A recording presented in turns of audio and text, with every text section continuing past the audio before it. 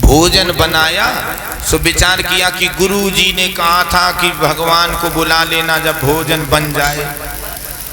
तो भोला परीक्षित जी भगवान को बुलाने लगा।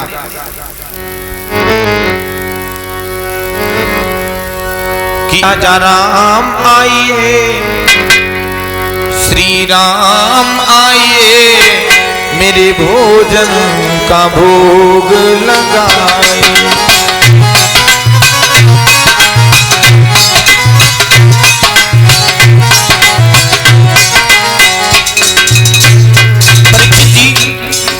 सुबह से दोपहर हो गई, बोले भगवान जी तो आ ही नहीं रहे हैं। गुरु जी ने कहा था जब तक भगवान का भोग नहीं लगाना तब तक खाना नहीं, अब हम क्या करें। सोचने लगा कि प्रभु जी हमें लगता इसलिए नहीं आ रहे हो क्योंकि मंदिर जैसी व्यवस्था नहीं है यहाँ पर। आचमनी अर्धान आरती यहाँ यही मेहमानी, आचमनी अर्धान आरती यहाँ यही मेहमानी। अब प्रभु जी जंगल में कुछ रखा तो है नहीं, सूखी रोटी खाओ प्रेम से पियो नदी का पानी। प्रभु राम आइए, राजा राम आइए, मेरे भोजन का भोग लगाइए।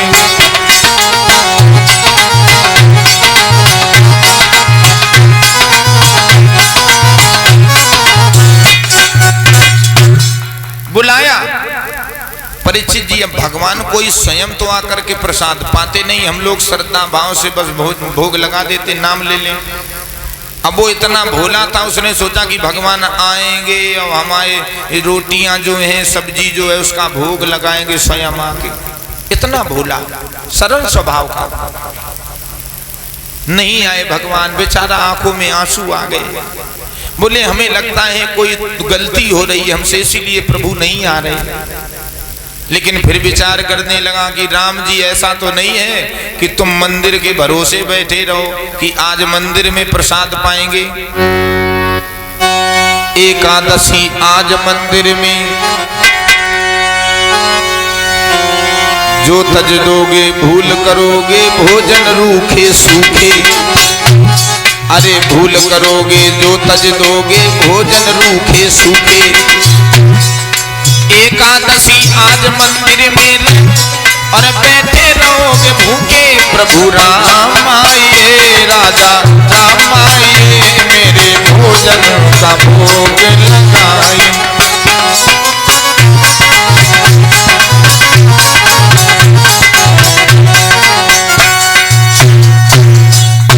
बुलाता रहा। भगवान ने जब देखा कि बड़ा ही सरल स्वभाव का भक्त है, बड़े ही भाव से बुला रहा है, तो जैसा भक्त होता है वैसे ही कोमल हृदय के भगवान बन जाते हैं। परीक्षित जी राम जी जो है, राम जी पहुंच गए, आवाज लगाई भक्तराज। बोले आ गए प्रभु? हाँ आ गए। कहाँ है प्रसाद? सो परीक्षित जी 4 रोटियां थी, एक लोगों के राशन की इतनी सामग्री लाए। सो राम जी ने कहा लाओ प्रसाद। सो 4 रोटी राम जी ने खाई।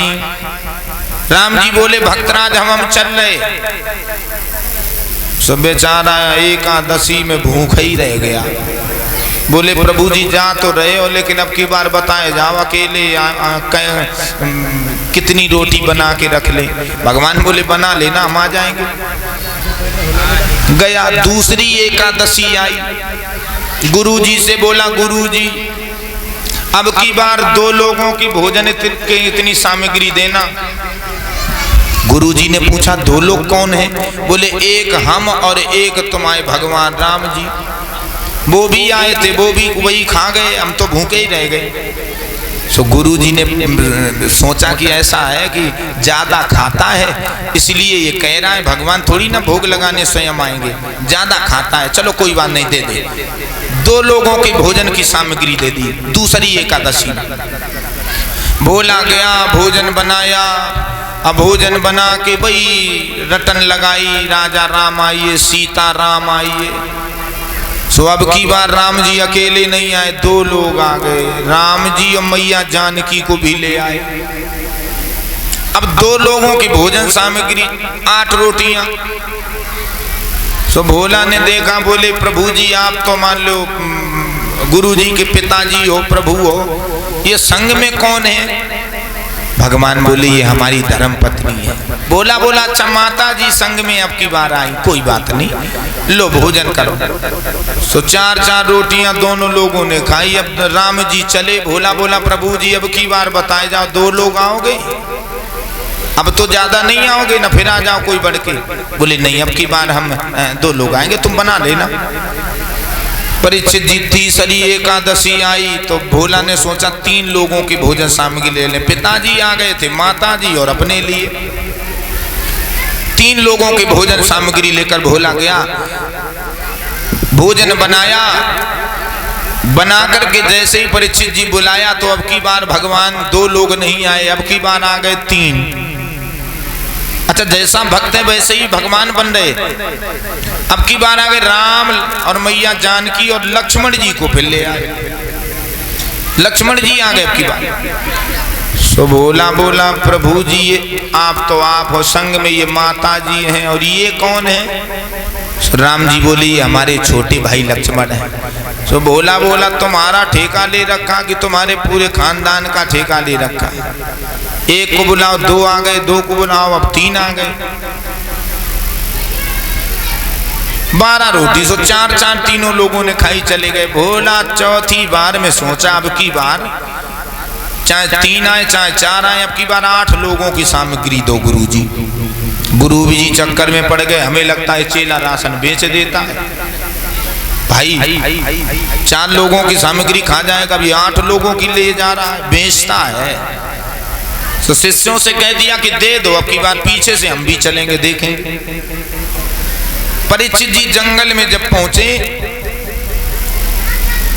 तो अब की बार भोजन बनाया नहीं, भोला ने पहले ही बुला लिया।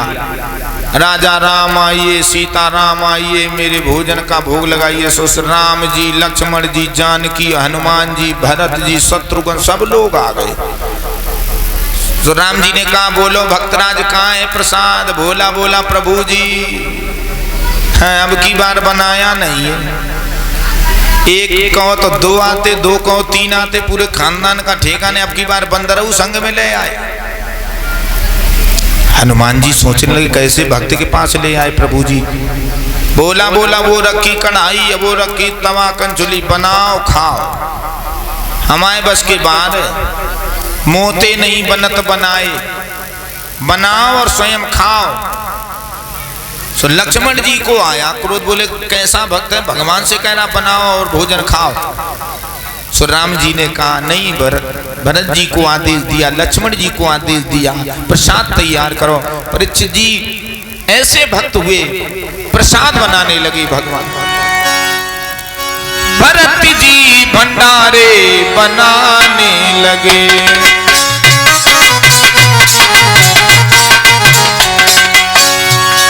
भरत जी भंडारे बनाने लगे, भरत जी भंडारे।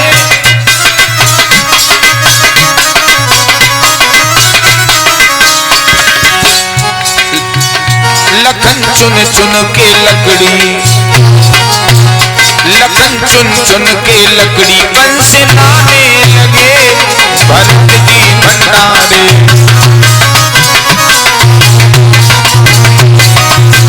परीक्षित जी लखन चुन चुन के लकड़ी कंस लाने लगे, लखन चुन चुन के लकड़ी कंस लाने लगे। और हनुमान पूंछ से झाड़ू, हनुमान पूंछ से झाड़ू लगाने लगे, भरत जी भंडारे।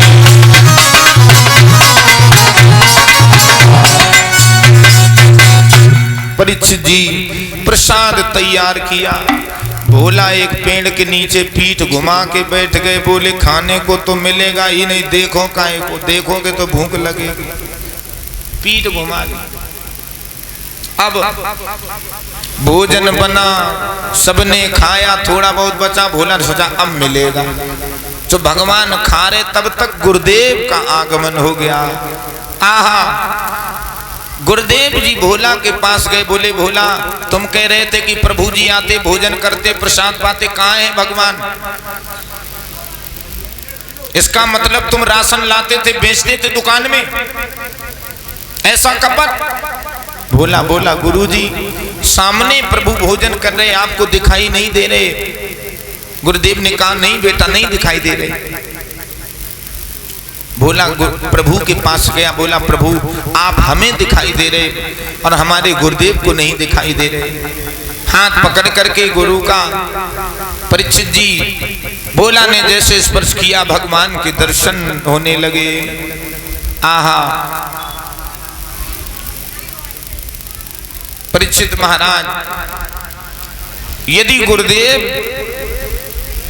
वन में नहीं भेजते और भोला परीक्षित जी प्रसाद तैयार करके भगवान को मन भाव से नहीं बुलाता, तो फिर भोला को परमात्मा के दर्शन नहीं होते।